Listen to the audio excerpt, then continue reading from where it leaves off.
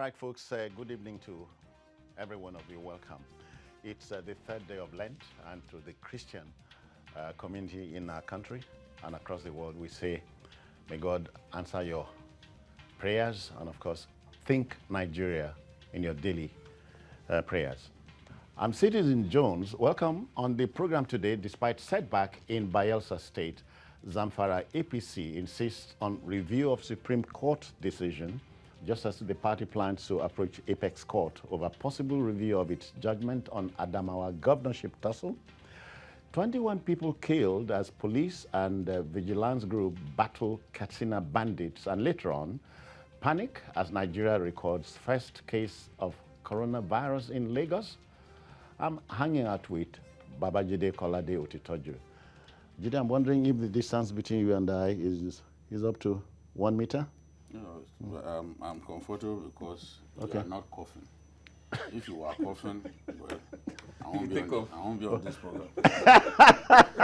or are you about to cough? No, I'm not. Okay. Okay, we have Tony has joined us. Tony, I greet you. Thank you so much. Yeah, okay. So the team is ready. I hope you are.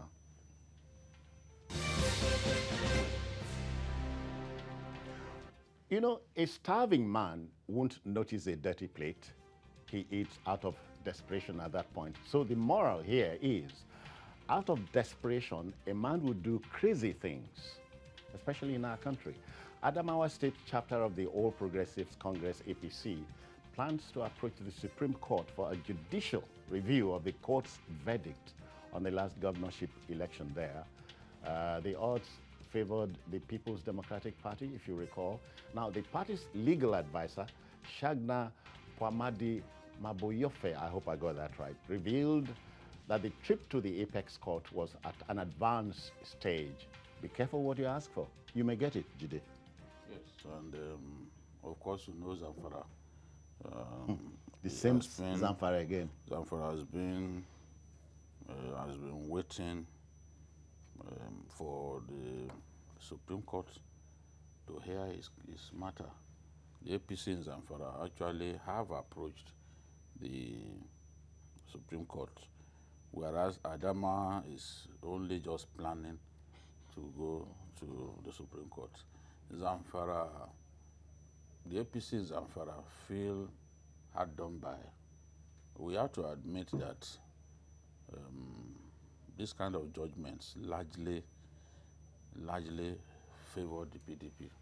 When you recall what happened in Rivers State, you recall what happened in Bayelsa now, and you recall what happened in Zamfara. So the ruling party has suffered reverses. Yes, terrible reverses, not for anyone's fault, but the fault of the gladiators in the party. Yeah. Because where you have crisis, as they had in Zamfara, and they couldn't find a way to resolve their crisis, the leadership of the party itself, rather than resolve the matter, decided to take side with one of the candidates who used to be a banker.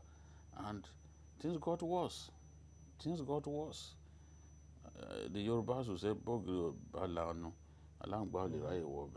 if well, no open mouth. Yes. Lizard no go fear enter.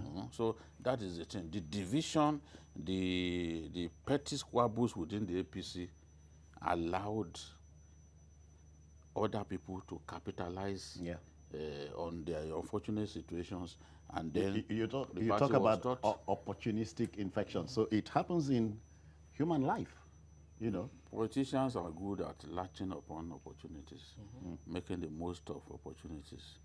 Politicians, you hardly find a politician who is self-made. Politicians who are successful are largely politicians who saw opportunities and exploited those opportunities. There's nothing like a self-made politician. Yeah. So this is the thing. It is within their rights to appeal to the Supreme Court. Okay. I will not say, oh, why are they doing this?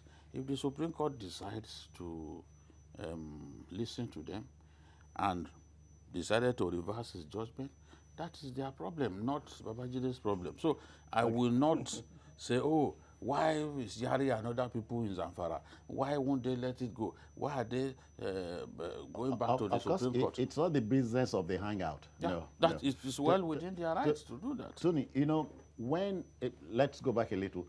When APC was given the yellow card in River State, were you surprised? I wasn't. In the build-up to the election? No, I wasn't. What about Zamfara? I wasn't surprised. When those two seats were now given the red card, were you also surprised? Why would I be surprised? It's a court.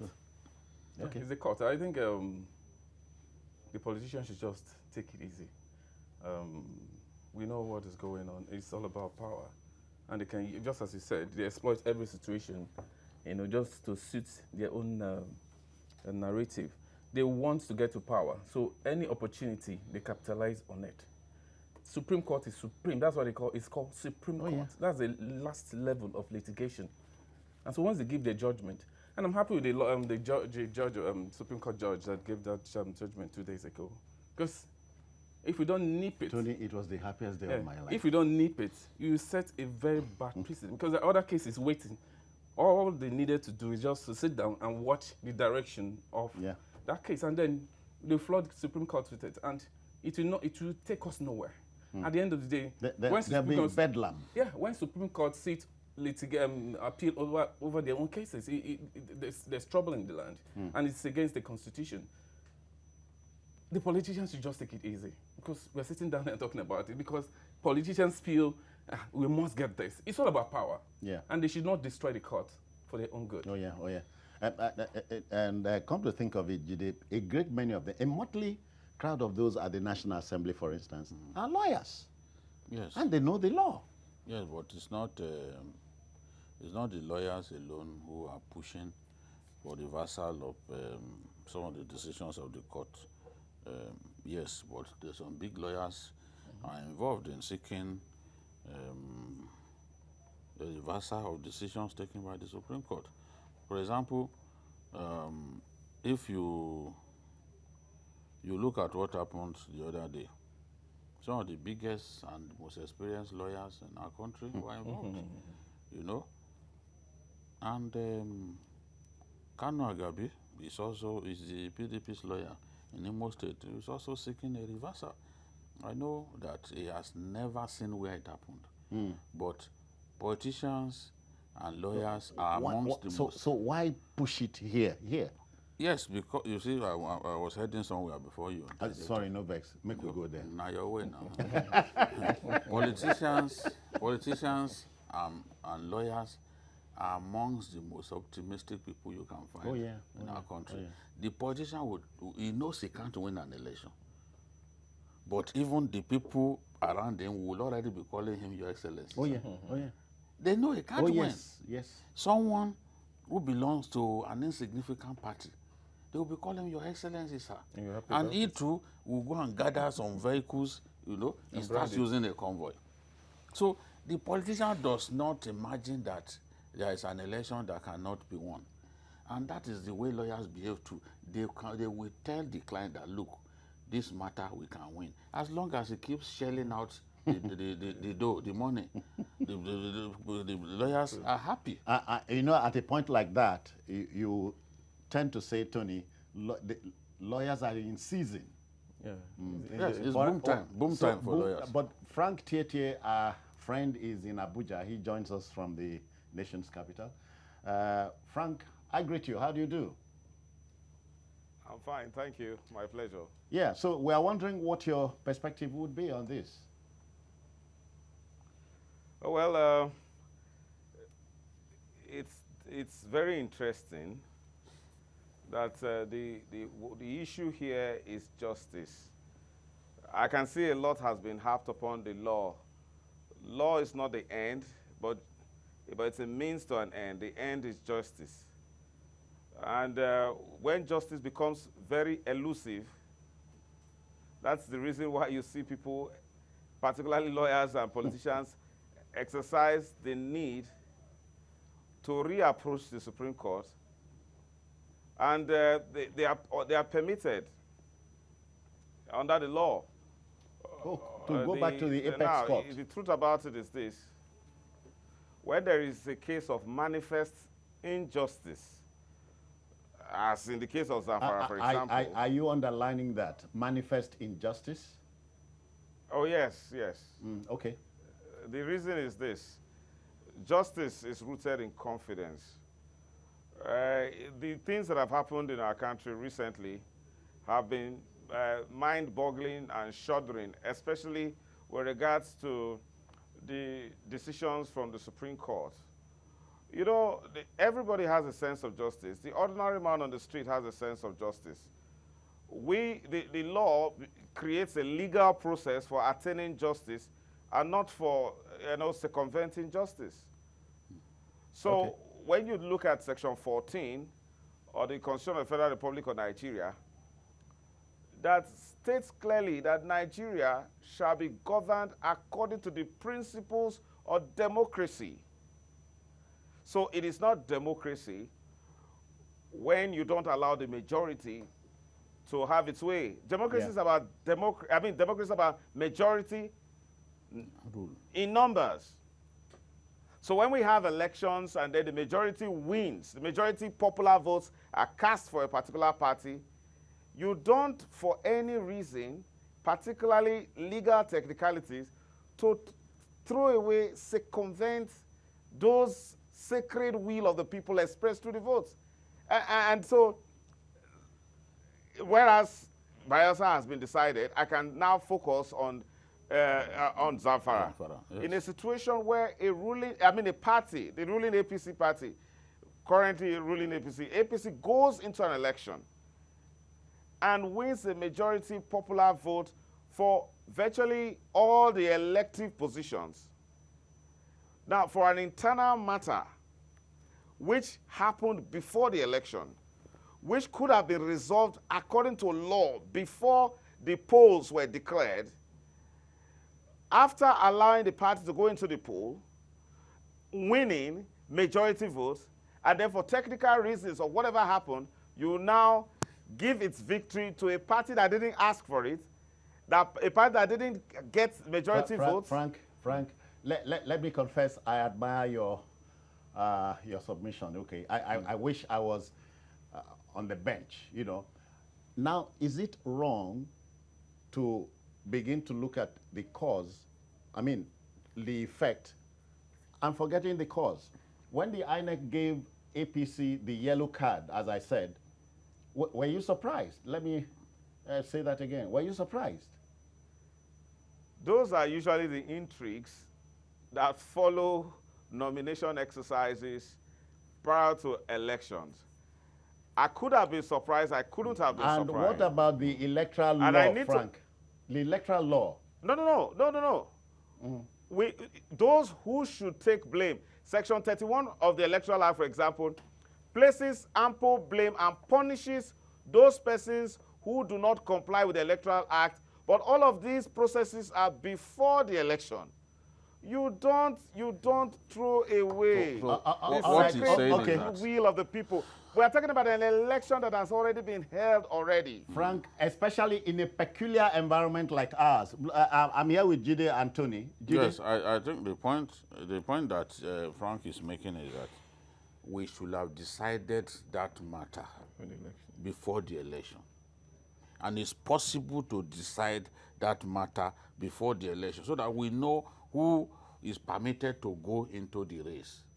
But the final judgment from one of the courts of the land was that the APC was permitted to go into that contest. Yeah, I remember. Yes, and they went into that contest only for the Supreme Court to then say, no, you are not in order. No, the Supreme Court, Jide, would have looked at matters that came to its table. Yes, what I'm saying is that they were permitted by the court of the land to go into the appeal court, to go into that contest. That is the point that the lawyer in Abuja is making. That we should be able to conclude these matters before the election. Yes, so that whoever had been permitted to go into a contest, when the people vote, then they should be able to say, yes, we voted for the candidate of our choice, and nothing will happen.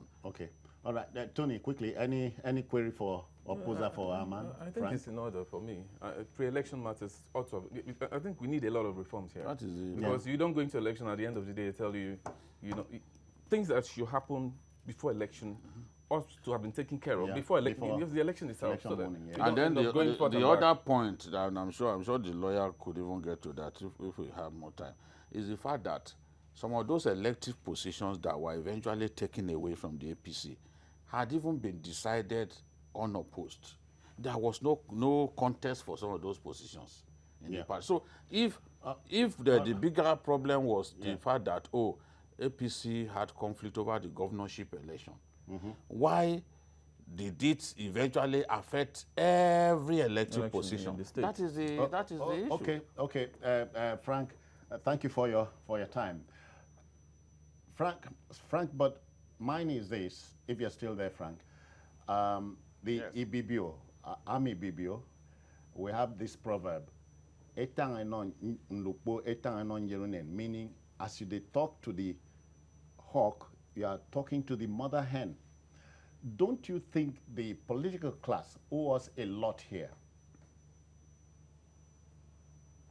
Well, we're in a process, but let me let you know, irrespective of whatever has happened, let us not be pretentious about the matter of what should be just and fair, what is equitable in this matter. The Supreme Court has had in fact, has a very difficult situation in its hands, and it does have the opportunity, it does have the powers to review its own decision. The judicial precedents are there, abundant decisions. So I'm surprised at the decision that came out with regards to Bielsa. However, there is an opportunity that it has. Well, we have the freedom to express and hold our opinion. My humble opinion as a counsel, as a lawyer in this matter, is that there is a trial, there's a public trial going on right now, and the need for justice, the desire for justice to be satisfied. That is, save the votes, the popular votes that came, and do not allow legal technicalities to make nonsense of the democracy. It's first of all a court of law that is meant to achieve justice. Justice appears to be very far away when you throw away popular votes. I mean, it's important. So when you say, I'm not going to blame the lawyers, I'm not going to blame the politicians. In fact, I'm surprised that the Supreme Court has resorted to intimidating the bench with such kind of punitive costs that were awarded against one of the most brilliant ever in the history of this country, legal practitioners in the person of Afe Babalola. That should not have happened. That amounts to intimidation. We should do everything possible to avoid judicial tyranny. What is at stake here is justice. There is a huge question of justice hanging in the air that needs to be answered, and Zamfara presents an opportunity for that. And we're watching. The whole world is watching. And so, because time is tight, you know, except that, Frank, mine is, we are here at this point, the ship must go on. You were going to say? Yes, I thought if he had to advise the Supreme Court, what advice will he give it? Will he advise the Supreme Court to order a fresh election, or what specifically? Oh, yes. In the fastest means, yes. But don't forget, as a matter of fact, there were some of those positions that have been affected by Supreme Court decisions that needed not to have been affected in the first place. And there were senatorial elections, for example, that came unopposed, like you had mentioned. But if it is necessary, for the interest of justice, if a political party has won majority votes, you don't throw away those votes in favor of a political party that doesn't deserve it. And as such, other fresh elections, punish those persons who fielded, who made mistakes, but ensure that the will of the people in a democracy is preserved.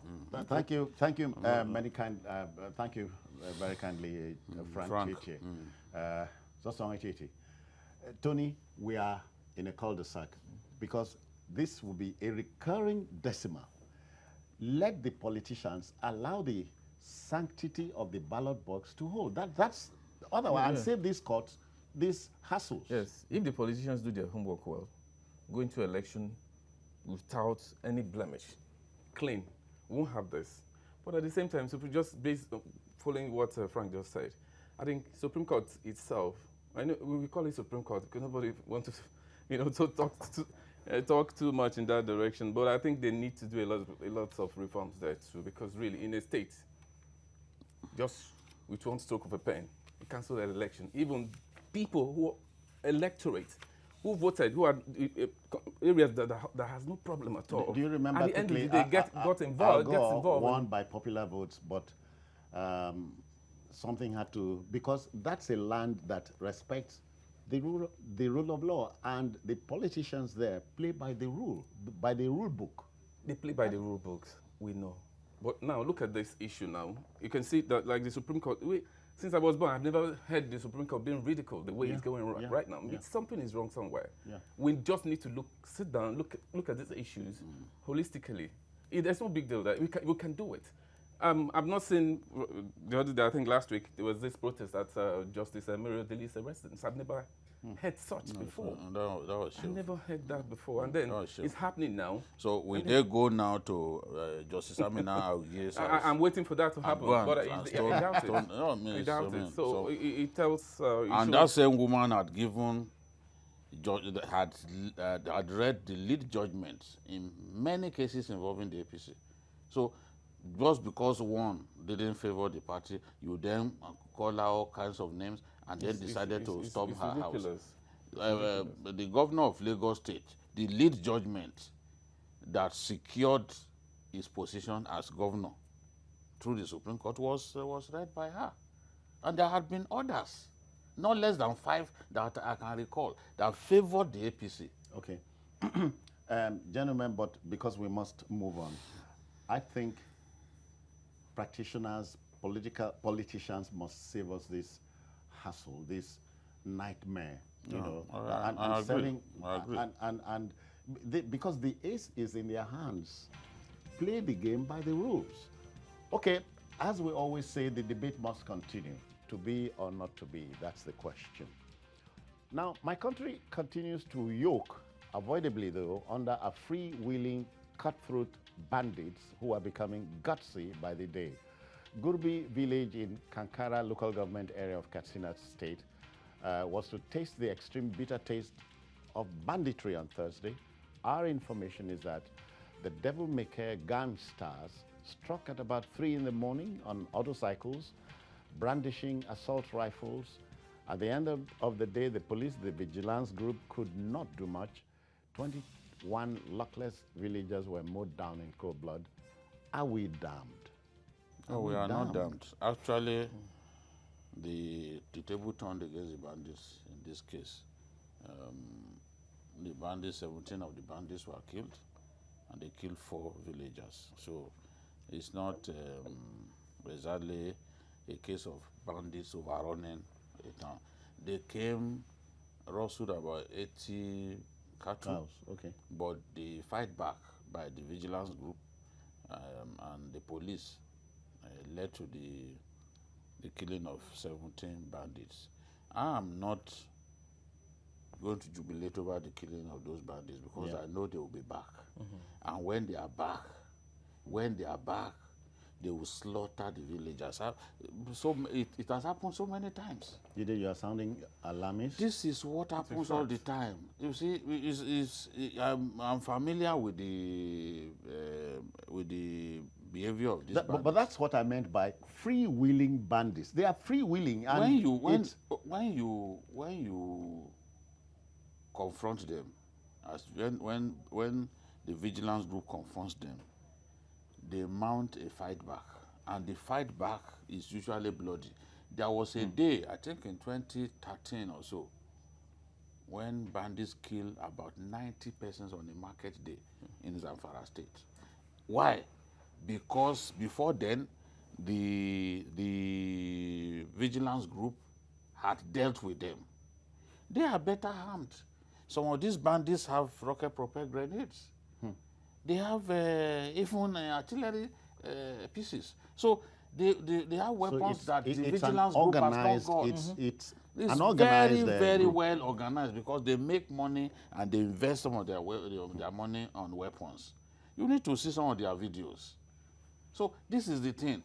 I favor a situation in which the security agencies confront these devil-may-care gangsters, as you describe them, rather than the vigilance group. Because I remember even the governor, Masari, decided to disband the vigilance group sometime because the constant conflict between them was leading to so many loss of lives. The same thing was happening in Zamfara, whereby the governor created a vigilance group. And this vigilance group, popularly known as NSAK, were constantly confronting the bandits. But the bandits will always have the upper hand because they are better armed than people who are carrying them guns. So I just don't want a situation in which they will be back at this groupie and it's the innocent that will pay with their lives. But if you know them very well, in fact, if I were living in that town, I will quickly move to somewhere else because they'll be back. They'll be back. Tony, it is, criminologists had said, society prepares the crime, the criminal commits it. We produce them, the bandits. We produce them. But banditry was not a 10 for 1 kobo thing. Today, is it an accident that we are here, saddled us, or so it seems, with them? It's becoming like a norm. Like it has come to stay. Like it's not part of us. Like we cannot solve the problem. It's like we're looking hopeless. It has overwhelmed us. But I know something tells me that it's something we can tackle. I mean, these people, they are not cheap. The weapons they brandish and they attack, the strategy, the process, they maintain this attack for a long period of time. More like the kidnappers we talk about too. They maintain, yes. No, they are kidnappers too. They do all sorts. You know, it depends on their mood. So the issue is this: what is going wrong somewhere? Get here? Can't we get to the bottom of this? I mean, okay, just like Jesus said, if he wasn't by now, he should be packing out because of the reprisals. Because definitely they're going to come. So and they come again, they succeed, and life goes on. My take is this: I don't know why it's taking us so much a big issue to tackle this thing once and for all. We have sponsors. These are not. If you come and say, you just saw punches in the air, you don't see their faces. You can understand that. They come, they face you physically, and they attack and they disappear. See how towns are leveled. I mean, where are the security agencies? Oh yes. Where this thing is being done for hours. We cannot continue to run the country like this. Everybody, all part of the country now is under siege.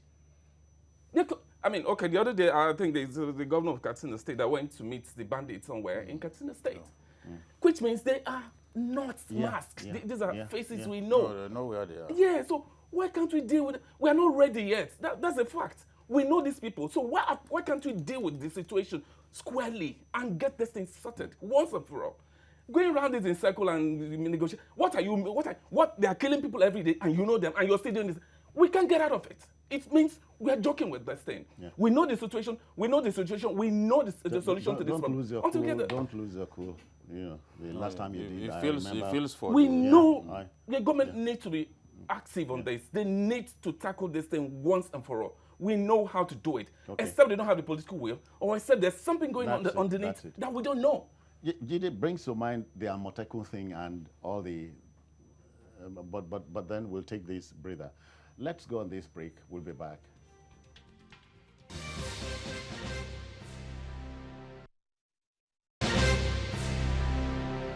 All right, let's go back there. The news is not a new one, that bandits messed the village up. What's the name of the village now? Gurbi village. Gurbi in the Kankara LG of Katsina State. Jide, so you have told me, or told us I should say, there had been a one-on-one between government officials and these guys. So what do they want? The truth is, when you go into any form of negotiation with bandits, as the Zamfara state government has done, as the Katsina state government has done, there are bound to be some bad eggs amongst them who will not lay down their arms, who will still go around killing people the way And they have the way they've commanders, always you done. say. No, they have commanders now. They are very well organized, and nobody dares Challenge. venture into another person's territory. That will lead to bloodshed amongst them. So this is the thing. When you Okay, so their business also has ethics. Oh, sure. Oh, crazy. Look, Still organized. there is a former head of the bandits in Zamfara. He went by the name Buhari Ndaji. They call him Buhari Ndaji. Buhari Ndaji stole cattle belonging to Dogo Gide. Dogo Gide is another kingpin. Yes, young, very handsome Fulani boy. He raided his in-laws and took away cattle. So when Dogo Gide now said, see, why should you go and steal cattle from my in-laws? Buhari, he said, okay, give me back, Buhari Ndaji. He said, give me back what you stole from my people. Buhari Ndaji said he had disposed of the cattle that he stole. Dogo Gide he shot him. Just like that. Yes, he wasted him Summarily. for days. And Buhari Ndaji had been cultivated by the Zamfara government. They tried to make peace with him. They gave him even vehicles. But he didn't totally stop the idea of kidnapping people or stealing people's cattle. So it was Dogo Gide that eventually now put an end to him. You know? And after that, Dogo Gide too has relocated. He dare not stay in the Zamfara area because bandits loyal to So he's not a tough guy. Huh? As he's not a tough guy, he should have stayed there. You cannot. No, the Yoruba say Moja Mosala Fimo Akikonjulogun. He who fights and runs away lives to fight another day. You kill the leader of the bandits in a whole state, and you want him to remain there. They will kill him now. But you must show you are a tough guy. No, that's that's not the way to show. He has his own area. He wouldn't have gone there if the guy had not offended him. That guy crossed the line. Why did you go and steal cattle belonging to his in-laws? Good. Let me, Tony, come in here. He did what he had to do. He wasted amongst bandits, there are ethics. Why shouldn't there be ethics amongst politicians? Because we produce these bandits. Yes. We did. Why most of these bandits, oftentimes, find their way into Nigerian politics. They are the product of the society. Some of them are not Nigerians. Some of them are, they are not Nigerian, but they are maintained in Nigeria. Just like Jesus said, the school, they took over a whole school. And I'm sure it's a government school. It's still there. It's a government school. If the politicians were organized in the first place, just as you see the criminals are more organized than these people. They have boundaries. I don't know why we should not terminate this romance. At the level it is now. They are beginning to form cartels, cells within states. And then the states fully aware of like this. Saying we are here to stay. Yes, now because when they fight at the end of the day, when they fight between this group, it's the people of the state that suffers. And then this government knows, and then they are like this. It shows that there is a bigger conspiracy somewhere that we are not yet addressing. And so you consider... So it's not speculative. You consider at a point like this, security vote. Because you say at the end of the day, you don't audit it. You cannot question it. You don't even know where it goes. And maybe ask for more.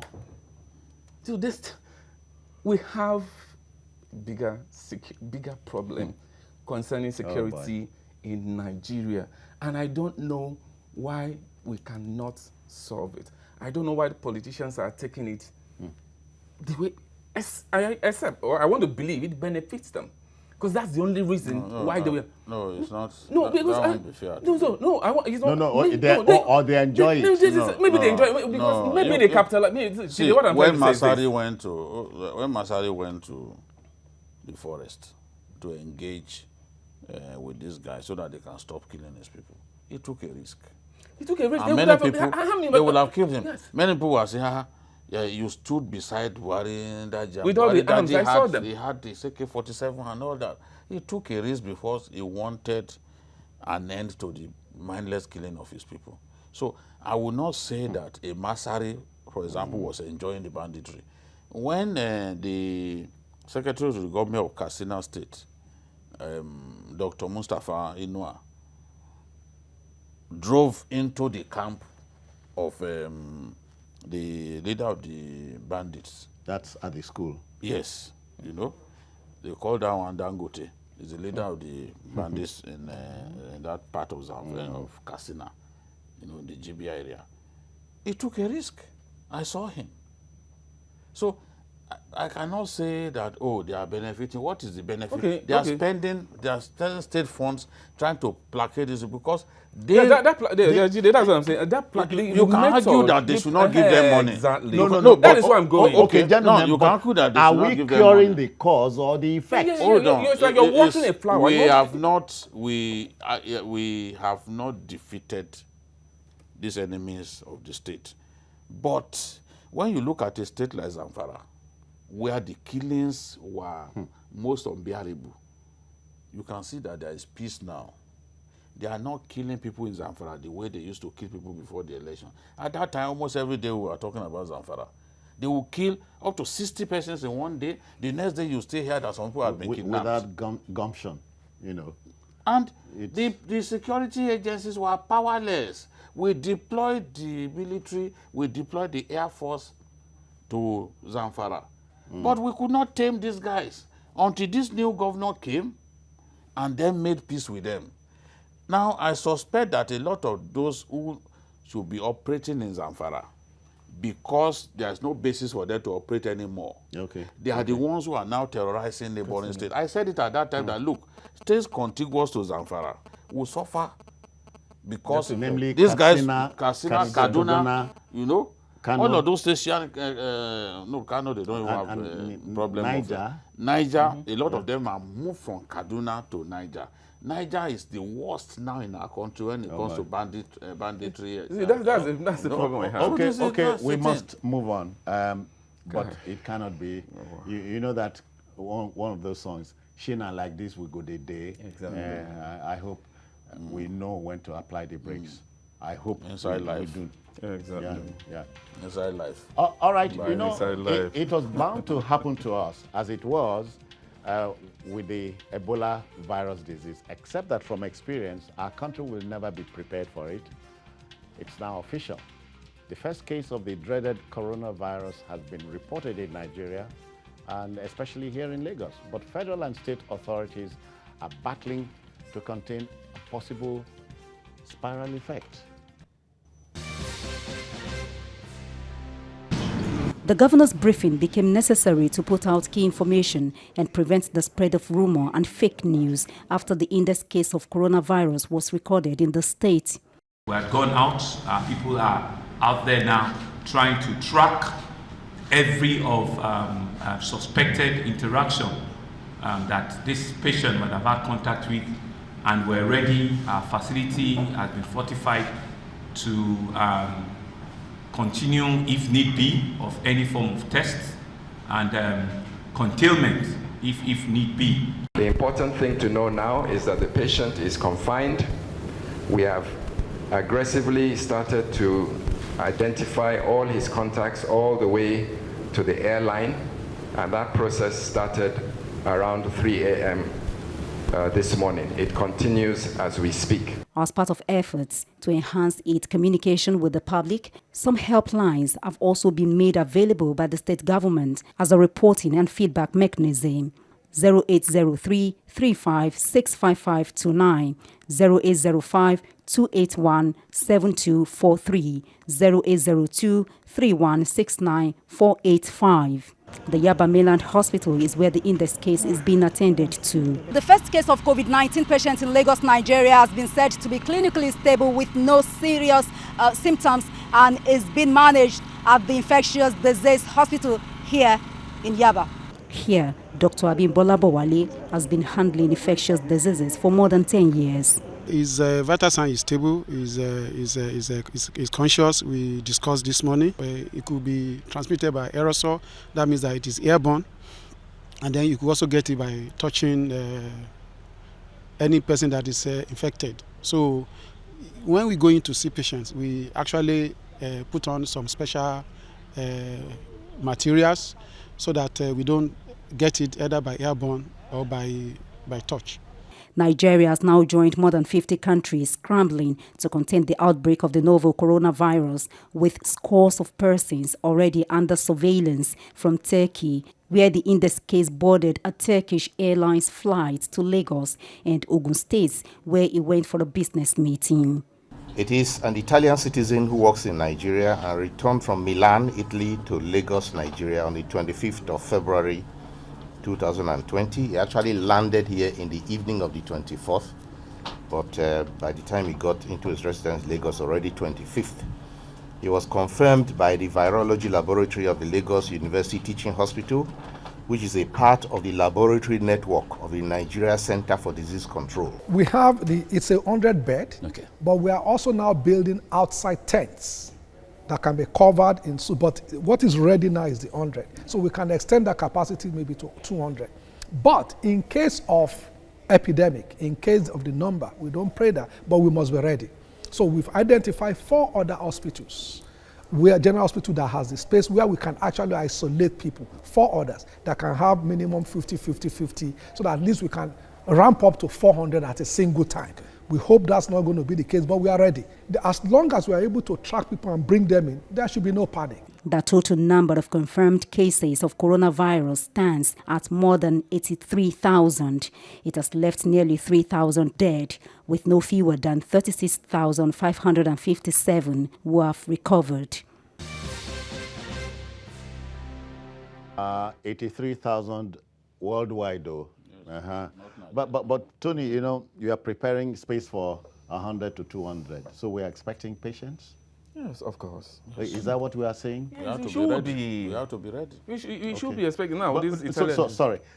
When the plane landed, couldn't we have tracked the plane, quarantined the plane, as Uyibo they do? I'm sorry, maybe ideal situation. Okay. But then the report you heard. Ideal situation. The guy has gone to Ogun State and returned before they even discovered it. So what happened to everybody in that plane? I know that a plane, it's a box, it's an enclosed box with no ventilation. The guy was in that plane for a long time, and a lot of people came to Nigeria using the same plane. So where are they? And now the Commissioner for Health is saying they're looking out for them, trying to track them. In the process of tracking them, this thing is, it's everywhere already. It's everywhere. I think just yesterday, the Senate rose up and said Nigeria seems unprepared. I think was they asking or telling? No, it was telling us, and okay. he was pissed. Like, what is going on at the airport? There's no screen. They'll give you a piece of paper to write. I know an actress who went in the taxi and she was showing it. She didn't even submit it. So we're not prepared. We saw this thing coming everywhere across the world. It's been the issue. Yes. We know Chinese everywhere. Tony, but this, it is not my portion rubbish. That's what it has gone beyond. It's not my portion thing here because now we know. Not their portion. It's part of our portion. Gidi, but when Ebola was here, salt became a commodity that was difficult to get. Are we in for another round of merry-go-round? Yeah, even the face mask and hand sanitizers. Yes. And sorry, in our country, if the face masks come, give them free of charge. Say then go they sell them. I'm sorry. No, it's unfortunate. After all, people sell mosquito nets, malaria treated nets. Given by government. People sell it. So the truth is, we just have to. It has happened. Exactly. No need to cry over spilled milk. We just have to come together as a country and defeat coronavirus the way we defeated Ebola. We do not have a choice. Everywhere that white man touched, we have to make sure that we get in contact with those people and quarantine them, ensure that they don't spread this thing, because it's extremely dangerous.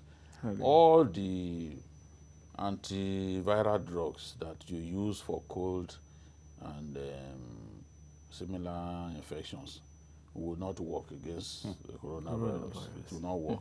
It's been established. And when you suffer pneumonia, you suffer cough and breathing problems.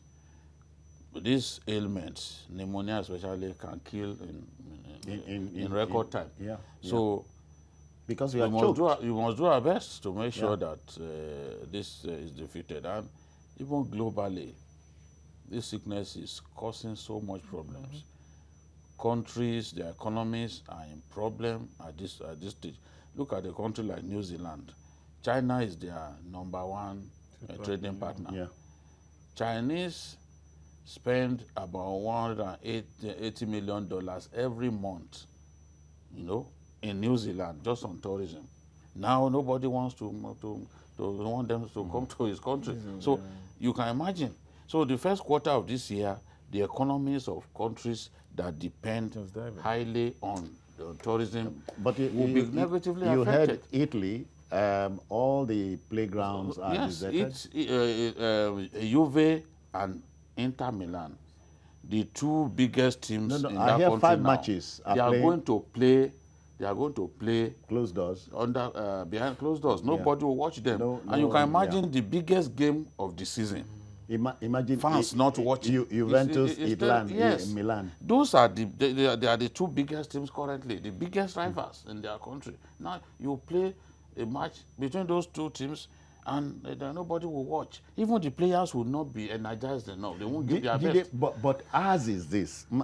I may be wrong. Maybe I'm standing alone. So let me swim against the tide. We knew somehow or another it was coming here.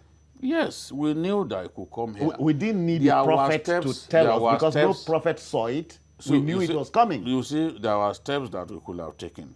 And I still believe that it's not too late to take some of those steps. All those countries where this thing is prevalent at this time, countries like Japan, where they've had more than 650 cases, we need to stop flights to those countries from our country.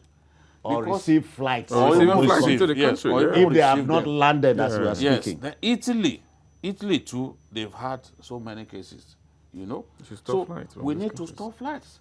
Anything that will, after all, they are stopping the big games, even rugby, all those big games, they are stopping it in Europe. Everybody is taking precautionary measures. So our country should not be left behind. We have to, after facing what we did with Ebola, we should have been more prepared than anyone. Gentlemen, I hope one smart Alec would tomorrow start selling holy water and all that. So, but otherwise, what we need to do is behave like the larger world community. No magic. We need to go and arrest all the people. Because I know some Nigerians play that tricks should be arrested. No, I'm not even interested in those ones. All the people that this man encountered, because people will not want to be quarantined. Because they'll see that as an invasion of their infringement of their right of movement. They need to arrest them and quarantine them so that they don't put the rest of us in trouble. See, look at your African map: Algeria, Nigeria, Egypt. If it gets to Lagos, it has gotten to Nigeria and beyond. You can say that. I was listening to that doctor saying that it came by aerosol. That that the in this case contracted it mid-air, maybe inside the aircraft. So could it be the aircraft that brought him to Nigeria, or he was in transit somewhere before coming to Nigeria? So how do we track this? So if it was inside that last aircraft that brought him here, that he contracted it, as that doctor suggested that he must have caught it in the course of the flight, then we are in trouble because a lot of those people have gone different ways. They've come down from the aircraft. Gentlemen, how do we locate them? No pun is intended here. There is one insect for my side. I don't know about your own side. You get big abdomen like that. When you cut the abdomen, it will carry the body fly. They say, anything will happen to the abdomen, but nobody wants I'm sorry. So where are you going now? Where am I going? We don't do our own. No. I hear we must go. go. Cut your torso now. How do we fly? Okay, so oh my God. the debate continues. God help Nigeria. It is here. Coronavirus is here. There's no gainsaying it. We must do what is right. Tony Wajay, many thanks for your time. Enjoy your weekend. Thank you. You too. Jude, enjoy your weekend if you Thank can. you. And I'm out of here. But we want to thank, on behalf of the Backroom Boys, but let's say if you missed any part of this, and you may also watch the program on other platforms, we'll show on the screen, and on YouTube at youtube.com/TVC News Nigeria. The feedback channel remains the same. I'm Citizen Jones Hussein. Bye-bye now.